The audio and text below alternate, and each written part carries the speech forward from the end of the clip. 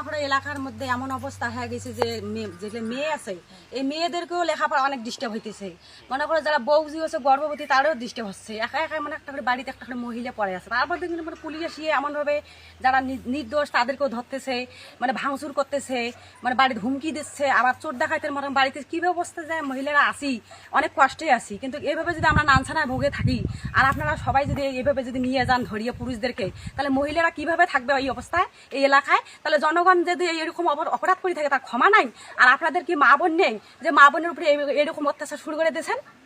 কি লেখাপড়া করবো, একটা ছোট বাচ্চা লেখাপড়া করে তার তবু ছেলেকে ধরে নিয়ে যাচ্ছে।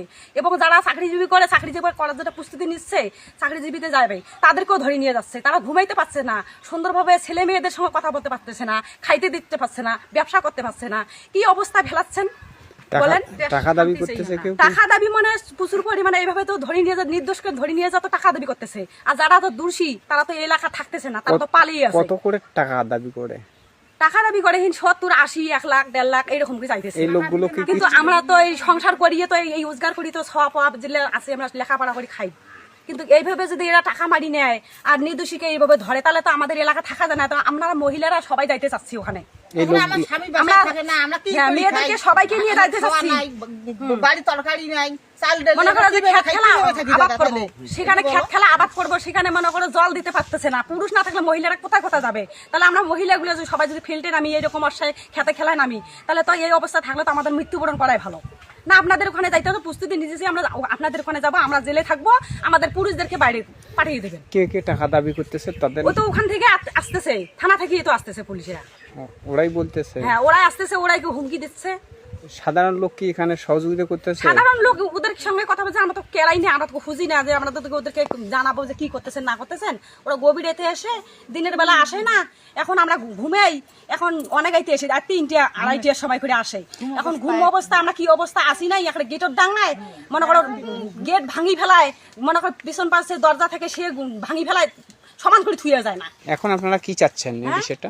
আমরা এখন চাচ্ছি হয় আমরা দেশের জন্য, আমরা শান্তি এলাকা, শান্তিতে রাখি, মানে সবাই যেন সুন্দর থাকে আমার এলাকার জন্য। হ্যাঁ, এগুলো কি সারা বছর এরকম করে ধরে থাকা তো যাবে না। মানে নির্দোষীদের জন্য, দোষী অদোষী সবাইকে মনে করে ওরা তাকে সবাইকে ধরছে।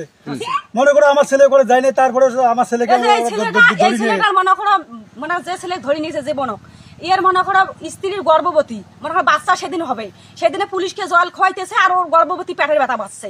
হ্যাঁ, এই অবস্থা ভালো উপকার করা ছেলেটাকে ধরে নিয়ে গেছি। তাহলে বুঝেন এই বিষয়ে আপনারা কি বলতেছেন? এখন এই বিষয়ে যদি নির্দোষীকে যে এইরকম ধরে, তাহলে তো আমাদের এলাকা কোনো পুরুষ থাকতেছে না, নির্দোষী অর্দোষী কেউ থাকতেছে না। আমরা এলাকার জন্য আমরা শান্তি চাই। কিভাবে বলেন? এটা কোন জায়গা? এটা ফলিমারি। বলেন যে নির্দোষী, ওই যে তোরা থাকো আর যারা দোষী তাদেরকে আমরা ধরবো। কিন্তু দেখতেছেন নির্দোষীগুলো তো এলাকায় নাই, এলাকা ছাড়া জেলে নির্দোষী এগুলো বাড়িতে আছে, তারা ধরে নিয়ে যাচ্ছে। ওগুলোকে দোষীগুলোকে ধরবেন নাকছে, নির্দোষীগুলো গেটের মধ্যে মারধর করে, এমন ভাবে ভাঙচুর করতেছে। মহিলারা থাকে কিভাবে? ভাঙচুরের মাধ্যমে বাড়ির ভিতরে থাকবো? ধরে নিয়ে যাবেন, সেটা একটা কাগজ পাঠাবেন, কাগজের মধ্যে ছবি দেখাবেন, ওই ছবি অনুযায়ী তো তাদেরকে ধরবেন। কিন্তু ছবিও দেখায় না মোবাইলে আমাদেরকে, ধরে নিয়ে যায়, কারণ এখনো করে না। হ্যাঁ, ধন্যবাদ।